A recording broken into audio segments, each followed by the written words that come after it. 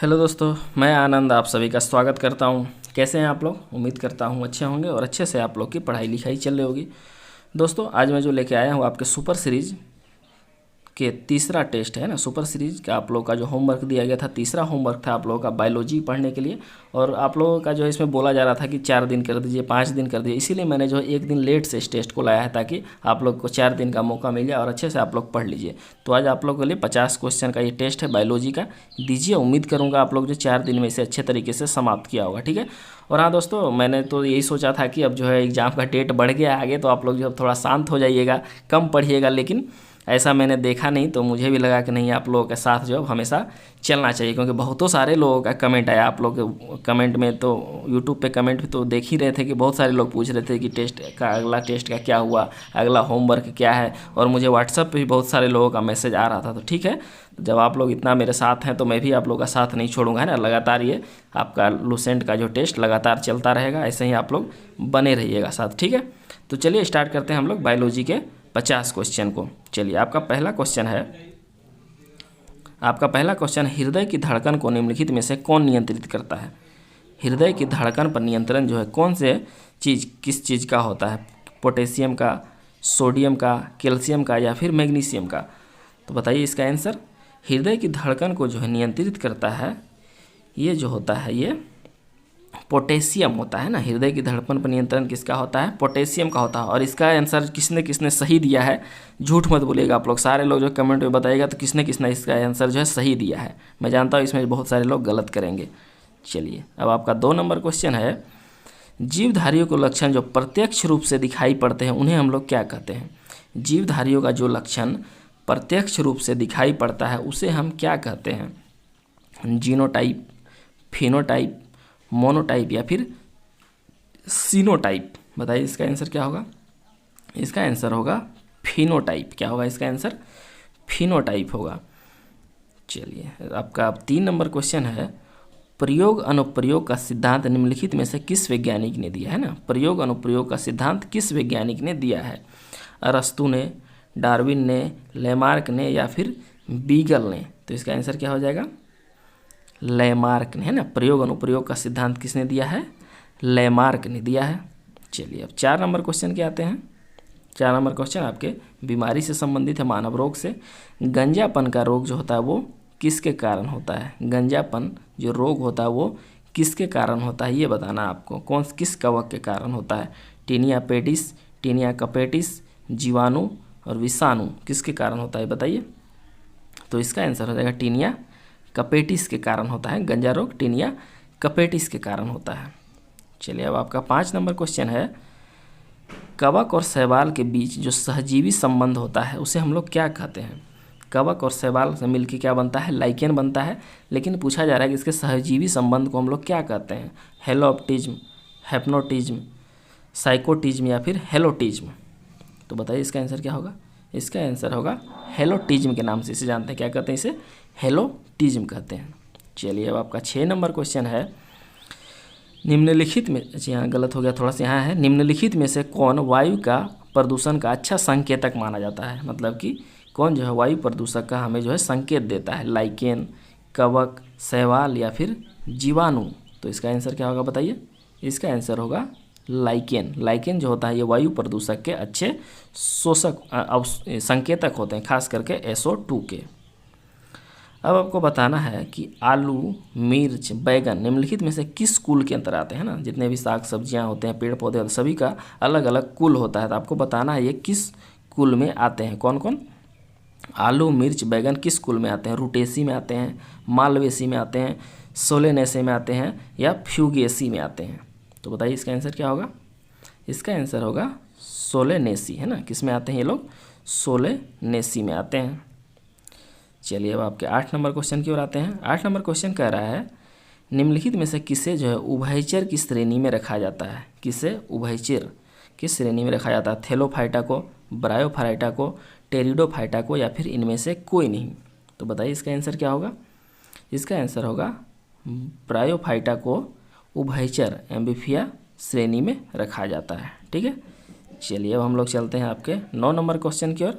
9 number question आपका कह रहा है, लहसुन निम्नलिखित में से किसका उदाहरण है? लहसुन जो होता है वो किसका उदाहरण है? धन कंद का, सल्क कंद का, प्रकंद का या फिर कंद का, है ना। तो बताइए इसका आंसर क्या होगा? इसका आंसर होगा सल्क कंद। क्या होगा? सल्क कंद। लहसुन और प्याज दोनों सल्क कंद के अंतर्गत आते हैं। चलिए अब आपके पादप हार्मोन से एक क्वेश्चन है, कौन सा पादप हार्मोन कोशिका विभाजन में महत्वपूर्ण भूमिका निभाता है? ये क्वेश्चन जो बहुतों बार आपको एग्जाम में देखने को मिलेगा। देखिएगा, कौन सा पादप हार्मोन जो कोशिका विभाजन में महत्वपूर्ण भूमिका निभाता है? ऑक्सिन, जिब्रेलिन, साइटोकाइनिन या फिर एथिलीन। तो इसका आंसर क्या होगा? इसका आंसर होगा साइटोकाइनिन, है ना। साइटोकाइनिन जो है कोशिका विभाजन में महत्वपूर्ण भूमिका निभाता है। चलिए अब आपका 11 नंबर क्वेश्चन है, निम्नलिखित में से कौन सा हार्मोन जो है गैसीय अवस्था में पाया जाता है? बताना है आपका कौन सा पादप हार्मोन गैसीय अवस्था में पाया जाता है? ऑक्सिन, जिब्रेलिन, साइटोकाइनिन या फिर एथिलीन। तो इसका आंसर क्या होगा? एथिलीन, है ना। एथिलीन जो होता है ये गैसीय अवस्था में पाया जाता है। अब आपका 12 नंबर क्वेश्चन है, पारिस्थितिकी तंत्र का शब्द का सर्वप्रथम प्रयोग किसने किया, है ना। पारिस्थितिकी तंत्र शब्द का प्रयोग सर्वप्रथम किसने किया? रिटर ने, टेंसले ने, लिंडमान ने या फिर इनमें से कोई नहीं। तो इसका आंसर क्या होगा? टेंसले ने या फिर टांसले ने जो है पारिस्थितिकी तंत्र का सर्वप्रथम प्रयोग किया था। लिंडमान का भी एक बहुत ही फेमस नियम है, वो क्या है? 10% का नियम, है ना। 10% का नियम किसने दिया है? लिंडमान ने दिया है।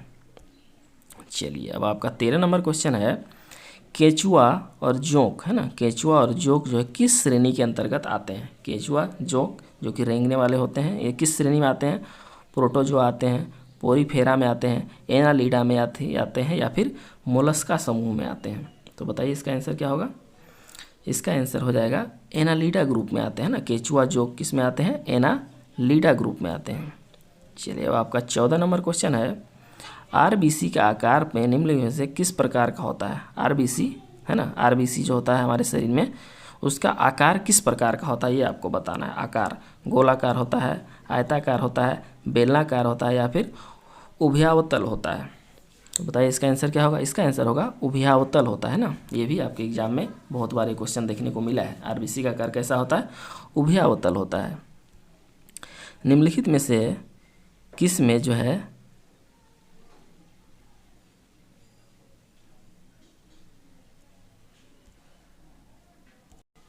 चलिए आपका 15 नंबर क्वेश्चन है, इसे थोड़ा टाइप करने में गलत हो गया, इसे देख लीजिए। ये क्वेश्चन है आपका कि आरबीसी को किस नाम से जाना जाता है? ये पूरा क्वेश्चन है, आरबीसी को निम्नलिखित में से किस अन्य नाम से भी जाना जाता है?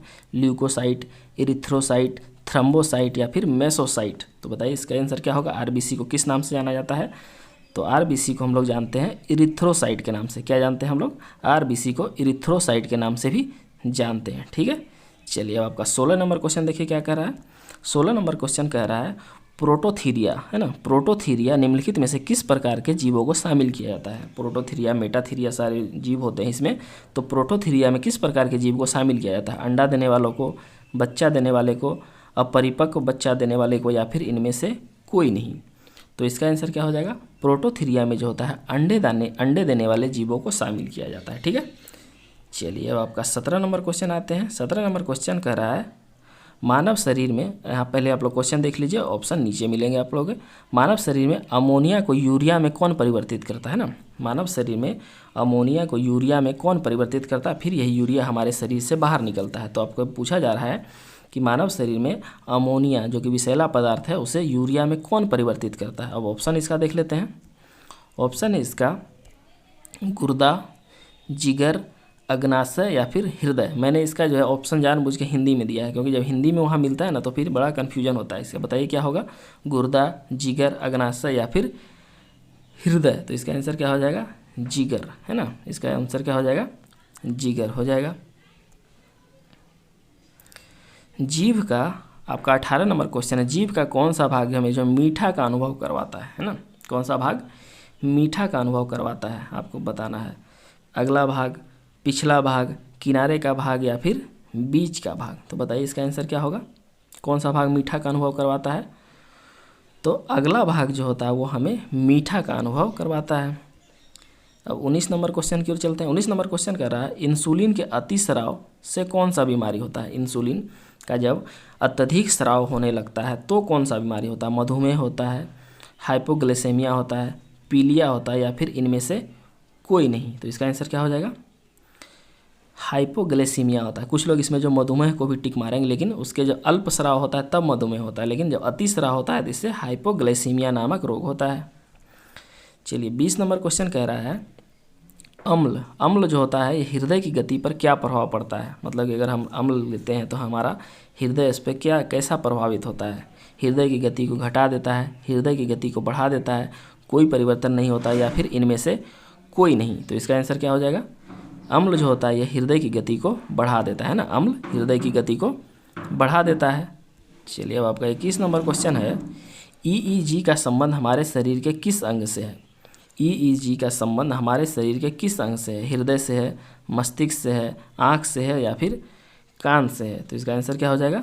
मस्तिष्क से है। ईईजी का संबंध किससे है? मस्तिष्क से है। आपका 22 नंबर क्वेश्चन कह रहा है मानव शरीर में ताप क्रम को कौन सा नियंत्रित करता है ना। मानव शरीर का ताप जो होता है इसे कौन नियंत्रित करता है? थैलेमस, हाइपोथैलेमस, सेरेब्रम, या फिर सेरेबेलम। तो इसका आंसर क्या हो जाएगा? हाइपोथैलेमस जो होता है ये मानव शरीर के ताप क्रम को नियंत्रित करता है, ताप को नियंत्रित करता है। आपका 23 नंबर क्वेश्चन की ओर चलते हैं। निम्नलिखित में से कौन जो होता है ये नलिका विहीन होता है। मतलब किसमें जो है नलिका नहीं होती है? अंतःस्रावी ग्रंथि में, बाह्यस्रावी ग्रंथि में, जठर ग्रंथि में, या फिर इनमें से कोई नहीं। तो इसका आंसर क्या हो जाएगा? अंतःस्रावी ग्रंथियाँ जो होती है नलिका विहीन होती है, जबकि बाह्यस्रावी ग्रंथियाँ नलिका युक्त होती है।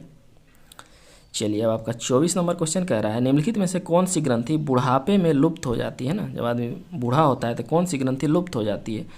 थैलेमस, थाइमस, हाइपोथैलेमस, या फिर पीयूष ग्रंथि या पिट्यूटरी ग्लैंड इसे भी कहा जाता है। तो इसका आंसर क्या हो जाएगा? थाइमस। थाइमस नामक ग्रंथि जो होती है बुढ़ापा होने पर लुप्त हो जाती है, समाप्त हो जाती है। 25 नंबर क्वेश्चन की ओर आते हैं। 25 नंबर क्वेश्चन कह रहा है निम्नलिखित में से किसमें जो है ऑक्सी श्वसन होता है ना, अनऑक्सी श्वसन होता है। निम्नलिखित में से किसमें अनऑक्सी, हम लोग जानते हैं कि श्वसन दो प्रकार का होता है, ऑक्सी और अनऑक्सी। तो ये पूछ रहा है कि अनऑक्सी श्वसन किसमें होता है? विषाणु में, ऑप्शन देख लीजिए, विषाणु में, जीवाणु में, शैवाल में, या फिर कवक में। तो इसका आंसर क्या हो जाएगा? इसका आंसर हो जाएगा जीवाणु, मतलब कि बैक्टीरिया में हो जाता है अनऑक्सी श्वसन होता है। चलिए अब 26 नंबर की ओर आते हैं। 26 नंबर क्वेश्चन कह रहा है ग्लूकोज और ग्लूकोज मतलब कि दो ग्लूकोज मिल करके किसका निर्माण करते हैं? माल्टोज का, सुक्रोज का, फ्रुक्टोज का, या फिर सेलुलोज का। तो बताइए इसका आंसर क्या हो जाएगा? इसका आंसर हो जाएगा माल्टोज का, है ना। दो ग्लूकोज जब आपस में मिलते हैं तो एक माल्टोज का निर्माण होता है। आपका 27 नंबर क्वेश्चन की ओर आते हैं कि निम्नलिखित में से किस विटामिन का संश्लेषण हमारे शरीर में होता है ना। हमारे शरीर में जो है सारे विटामिन का संश्लेषण नहीं होता, लेकिन दो ऐसे विटामिन जिसका संश्लेषण होता है वो कौन है वो बताना है आपका। बी और विटामिन सी, विटामिन ए और विटामिन बी, विटामिन डी और विटामिन के, और विटामिन ई। बताइए इनमें से कौन होता है? इसका आंसर हो जाएगा डी और के। विटामिन डी और विटामिन के का संश्लेषण जो है हमारे शरीर के द्वारा किया जाता है। चलिए अब 28 नंबर क्वेश्चन है जीरोथैलेमिया रोग निम्नलिखित में से किस विटामिन के कारण होता है? पहले आपको समझना होगा कि जीरोथैलेमिया रोग जो होता है आखिर कौन सा रोग होता है और ये किस विटामिन के कारण होता है। Vitamin A, vitamin B, vitamin C, vitamin D. तो इसका आंसर क्या होगा? Vitamin A. जीरोथैलेमिया जो होता है ये आँख से संबंधित रोग है, और आँख से संबंधित रोग विटामिन ए के कारण होते हैं। ठीक है, चलिए अब आपका 29 नंबर क्वेश्चन है मनुष्य एक बार सांस लेता है तो कुल कितना समय लगता है ना। मतलब कि एक बार मनुष्य सांस लेता छोड़ना पूरी प्रक्रिया में कितना समय लगता है? 8 सेकंड का, 5 सेकंड का, 3 सेकंड का, या फिर 2 सेकंड का। तो इसका आंसर क्या हो जाएगा? 5 सेकंड का, है ना। इसका 5 सेकंड का टोटल समय लगता है। चलिए अब आपका 30 नंबर क्वेश्चन है मानव शरीर में रक्त परिसंचरण में कितना समय लगता है। ऊपर में श्वसन का था, नीचे में है रक्त परिसंचरण। मतलब कि एक बार पूरे शरीर में रक्त को घूमने में कितना समय लगता है? 25 सेकंड, 23 सेकंड, 20 सेकंड, या फिर 30 सेकंड। तो इसका आंसर क्या हो जाएगा? 23 सेकंड लगता है ना। 23 सेकंड जो है पूरे रक्त परिसंचरण में लगता है। चलिए अब आपका 31 नंबर क्वेश्चन है निम्नलिखित में से इस बीमारी को मंगोलिज्म के नाम से भी जाना जाता है। निम्नलिखित में ये जो 4 ऑप्शन दिए हैं इसमें किस बीमारी को मंगोलिज्म के नाम से भी जानते हैं? Patau syndrome, Turner syndrome, down syndrome, या फिर हीमोफीलिया। तो इसका आंसर क्या हो जाएगा? डाउन सिंड्रोम को जो है हम लोग मंगोलिज्म के नाम से भी जानते हैं। चलिए अब आपका 32 नंबर क्वेश्चन है, MRI में जो होता है, जो मानव जांच किया जाता है MRI, उसमें R का क्या अर्थ होता है? रेनिंग, रेजोनेंस, री इमेजिंग या फिर रिफ्रेश? तो इसका आंसर क्या होगा बताइए? इसका आंसर हो जाएगा रेजोनेंस, है ना। MRI का में R का अर्थ होता है रेजोनेंस। चलिए आपका 33 नंबर क्वेश्चन है, निम्नलिखित में से कौन सा एक आनुवांशिक रोग है? आनुवांशिक रोग जो एक वंश से दूसरे वंश में जाता है, ये बताना है आपका। डायबिटीज, पोलियो, इसके बाद है गोनोरिया या फिर हीमोफीलिया? तो इसका आंसर क्या हो जाएगा? हीमोफीलिया एक वंशानुगत बीमारी है। चलिए अब 34 नंबर क्वेश्चन है, केंद्रीय खाद्य प्रौद्योगिकी संस्थान किस स्थान पे है ना? केंद्रीय खाद्य प्रौद्योगिकी संस्थान भारत का किस स्थान पे है? कानपुर में, मैसूर में, हैदराबाद में या फिर चेन्नई में? तो इसका आंसर क्या हो जाएगा? मैसूर में है। कहाँ है? मैसूर में है। अब आपका 35 नंबर क्वेश्चन है, निम्नलिखित में से कौन एक श्वसनीय पदार्थ नहीं है? इसका आंसर आप लोग कमेंट में बताइएगा, तो देखते हैं कितने लोग इसके जो है सही इसका जवाब दे पाते हैं। मुझे तो लगता है ज़्यादातर लोग इसका गलत ही जवाब देंगे, फिर भी देखते हैं कौन कौन इसे सही जवाब दे पाते हैं। निम्नलिखित में से कौन श्वसनीय पदार्थ नहीं है? कार्बोहाइड्रेट, प्रोटीन, वसा, विटामिन? तो बताइए इसका आंसर क्या होगा? तो विटामिन जो होते हैं ये श्वसनीय पदार्थ के अंतर्गत नहीं आते हैं। इसके अंतर्गत कार्बोहाइड्रेट, प्रोटीन और वसा आते हैं, जबकि विटामिन सब नहीं आते हैं। ठीक है। चलिए आपका 36 नंबर क्वेश्चन है, निम्नलिखित में से किसमें जो है नाइट्रोजन पाया जाता है? इसका भी देखता हूँ कौन कौन लोग सही जवाब दे पाते हैं। निम्नलिखित में से किसमें नाइट्रोजन पाया जाता है? कार्बोहाइड्रेट, प्रोटीन, वसा, विटामिन? तो इसका आंसर क्या होगा बताइए? इसका आंसर होगा प्रोटीन। प्रोटीन में तो होता है ये नाइट्रोजन अधिक मात्रा में पाया जाता है। आपका 37 नंबर क्वेश्चन है, प्रोकैरियोटिक में प्रकाश संश्लेषण की क्रिया कहाँ संपन्न होती है ना? प्रोकैरियोटिक और यूकैरियोटिक होते हैं, तो आपसे पूछा जा रहा है प्रोकैरियोटिक में प्रकाश संश्लेषण की क्रिया कहाँ संपन्न होती है? क्लोरोप्लास्ट में, थाइकेलाइड में, माइटोकॉन्ड्रिया में या फिर दोनों में? तो इसका आंसर क्या हो जाएगा? थाइकेलाइड में जो होता है प्रोकैरियोटिक में प्रकाश संश्लेषण की क्रिया संपन्न होती है। अब आपसे पूछा जा रहा है यूकैरियोटिक की कोशिका भित्ति किसकी बनी होती है ना? प्रोकैरियोटिक और यूकैरियोटिक में यूकैरियोटिक की कोशिका भित्ति किसकी बनी होती है? सेलुलोज की, प्रोटीन की, कार्बोहाइड्रेट की या फिर ग्लूकोज की? तो इसका आंसर क्या हो जाएगा? सेलुलोज की, है ना। किसकी बनी होती है? सेलुलोज की बनी होती है, जबकि प्रोकैरियोटिक की प्रोटीन और कार्बोहाइड्रेट की बनी होती है।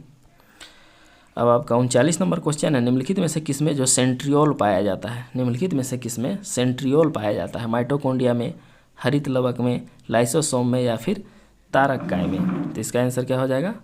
तारक काय में जो होता है सेंट्रियोल पाया जाता है।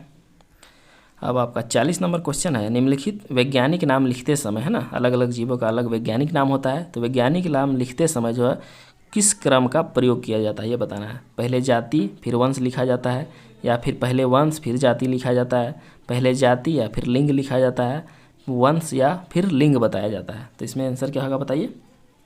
इसका आंसर हो जाएगा 2 नंबर, वंश पहले लिखा जाता है, वंश फिर लिखा जाता है उसके जाति का नाम और फिर लिखा जाता है वैज्ञानिक का नाम, है ना। यही क्रम होता है। जैसे होमो सेपियंस होता है ना, तो होमो जो होता है वो वंश होता है, सेपियंस जो होता है ये जाति होता है और लिंग जो होता है ये वैज्ञानिक का नाम होता है। ठीक है। चलिए अब हम लोग 41 की तरफ आते हैं, जीवन का भौतिक आधार निम्नलिखित में से किसे कहा जाता है? जीवन का भौतिक आधार जो होता है वो क्या होता है? जीव द्रव, प्रोटोप्लाज्म होता है, कोशिका द्रव होता है, केंद्रक होता है या फिर माइटोकॉन्ड्रिया होता है? तो इसका आंसर क्या होगा बताइए? इसका आंसर होगा जीवन का भौतिक आधार जो है जीव द्रव को कहा जाता है। किसे कहा जाता है जीवन का भौतिक आधार? जीव द्रव, प्रोटोप्लाज्म को कहा जाता है। चलिए अब आपका अगला क्वेश्चन है, माइटोकॉन्ड्रिया की खोज निम्नलिखित में से किस वैज्ञानिक ने की है ना? माइटोकॉन्ड्रिया की खोज किस वैज्ञानिक ने की है? बिंडा ने, अल्टमैन ने, बोबेरी ने या फिर कैमियो गोल्जी ने? तो इसका आंसर क्या हो जाएगा? अल्टमैन ने माइटोकॉन्ड्रिया की खोज किया है, जबकि इसका नामकरण जो है बेंडा ने किया था। ठीक है। चलिए अब 43 क्वेश्चन है आपका, निम्नलिखित में से किसका आकार जो होता है वो निश्चित नहीं होता है ना? किसका आकार निश्चित नहीं होता है?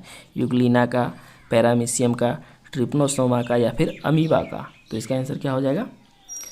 अमीबा का आकार जो है निश्चित नहीं होता है। ठीक है।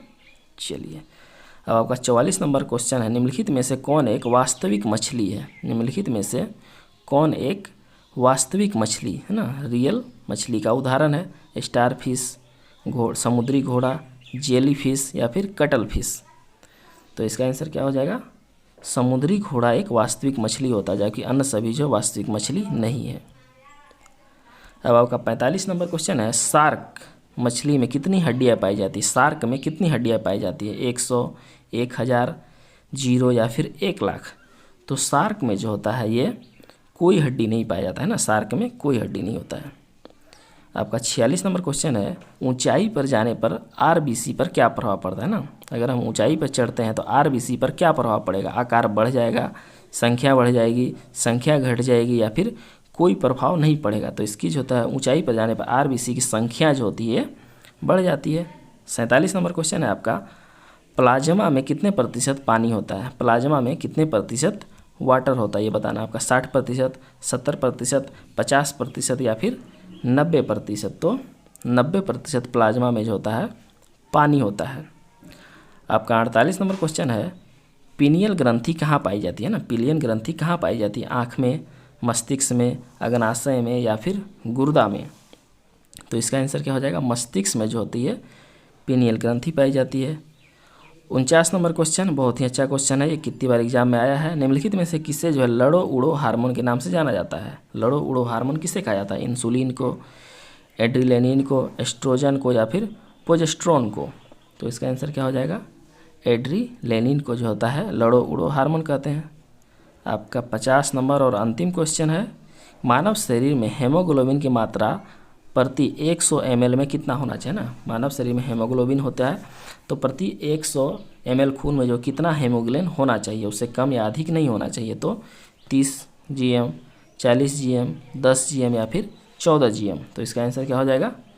14 gm है ना। प्रति 100 ml में 14 gm जो होना चाहिए वो हेमोग्लोबिन की मात्रा होनी चाहिए। दोस्तों ये हो गया आपके टोटल बायोलॉजी के 50 क्वेश्चन। आज का क्वेश्चन अच्छा है, देखता हूँ इसमें जो कौन कौन लोग कितना कितना कटअप कर पाते हैं। और 2 क्वेश्चन मैंने उसमें खास करके पूछा है कि कितने लोग सही कर पाते हैं, वो ज़रूर बताइएगा, ठीक है।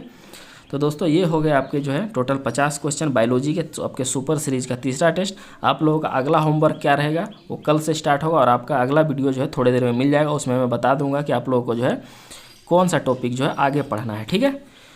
तो चलिए दोस्तों आपका ये सुपर सीरीज जो है कंटिन्यू रहेगा, क्योंकि आप लोगों का रिस्पांस जो है इसमें काफ़ी अच्छा खासा है ना। तो चलिए दोस्तों मिलेंगे अगले वीडियो में किसी अन्य टॉपिक के साथ। धन्यवाद।